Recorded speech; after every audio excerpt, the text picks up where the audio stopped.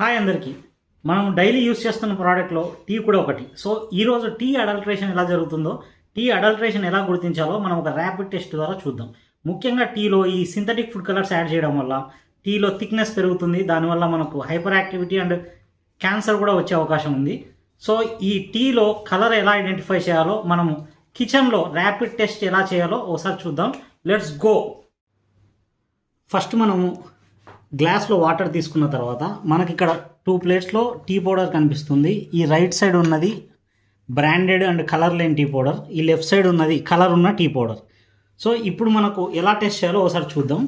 మనకు గ్లాస్లో normal water తీసుకొని ఒక స్పూన్ టీ పౌడర్ ఇలా వేసాను చూడండి. అండ్ ఇక్కడ కూడా కలర్ ఉన్న టీ పౌడర్ కూడా వేస్తున్నాను. మీరు అక్కడ డిఫరెన్సెస్ చూడవచ్చు కలర్లో. చూడండి, రైట్ సైడ్ కలర్ లేని టీ పౌడర్ ఏదైతే ఉందో అది ఇప్పటికీ ఇంకా కలర్ మారలేదు, నార్మల్గానే ఉంది. అదే కలర్ ఉన్న టీ పౌడర్ ఏదైతే ఉందో, లూజ్ బయట దొరికేది సింథటిక్ కలర్ యాడ్ చేసిన టీ పౌడర్, ఎలా కలర్ మారిందో మీకు కనిపిస్తుంది. సో అలా కలర్ మారితే మాత్రం అందులో సింథటిక్ ఫుడ్ కలర్ ఉన్నట్టే, అది మనము కన్జ్యూమ్ చేయకూడదు.